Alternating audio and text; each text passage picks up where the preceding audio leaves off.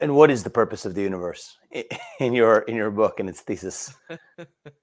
Let's go straight to it. The biggest question of all. Well, yeah, I mean, I think so many people in the West think you have to fit into one of these categories. Either you believe in the God of traditional Western religion, or you're a secular atheist. It's like, whose side are you on? Richard Dawkins or the Pope? Make your mind up. Mhm. And I mean, I was raised Catholic. I decided I was an atheist at 14. I was quite happily on team secular atheist for 20 years or more. But through my philosophical research, through my many conversations with leading scientists and neuroscientists, I've just come to think that both of these worldviews are inadequate. Both of them have things they can't explain about reality.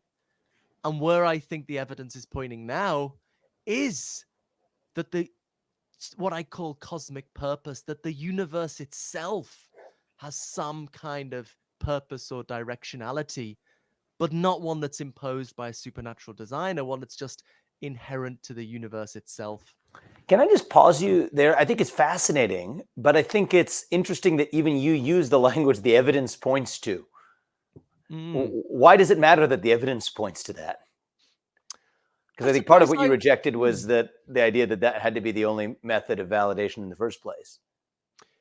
m- maybe 2 points. Maybe one is I would like to have a broad conception of what evidence is, right? Okay. So it's not just public experiments, it's also the reality of our own consciousness, the reality of my pain when I feel Yeah. pain, maybe the reality, maybe the mystical experience itself and what it seems to be telling can be taken as basic data.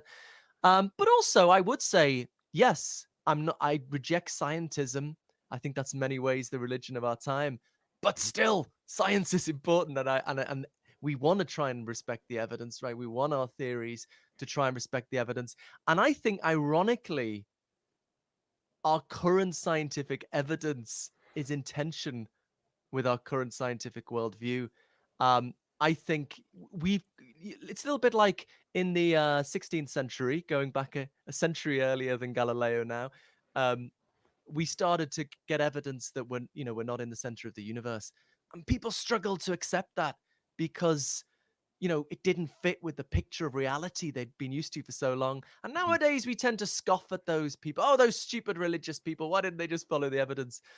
But I think every generation Mhm. absorbs a worldview it can't see beyond. Now, I think we've got so used to this idea that science has ruled out purpose, and that's just silly nonsense, that we're ignoring that current uncontroversial physics, I think, in our normal ways of thinking about evidence, points to some kind of cosmic purpose. And as a society, we're sort of in denial about that. I think future historians looking back will think, why did Yeah. people ignore this for so long?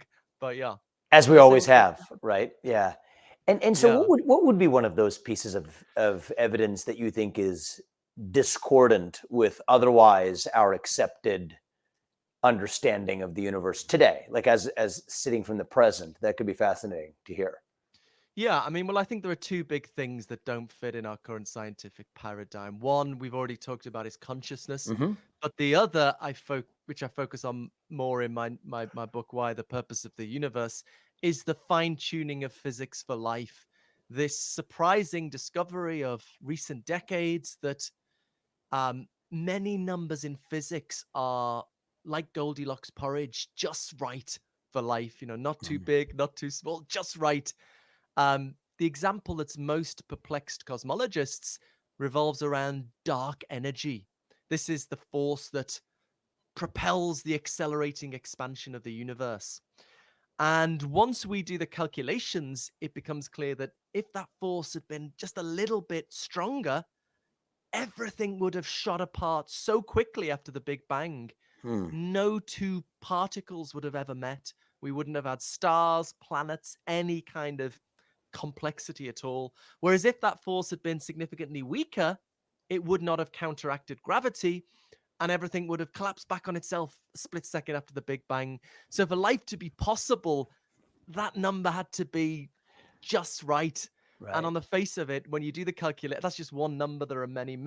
When you do the calculations, it's just astronomically improbable that you'd get the right numbers by chance. Yeah. And so, I think in our normal ways of thinking about this, this is evidence for some kind of directedness towards life in the very early universe. Now, some people point to God. I've got problems with God as well, but I don't think we need to go there. But I think we need to just put aside our biases, both religious and secular, and follow the evidence where it's leading.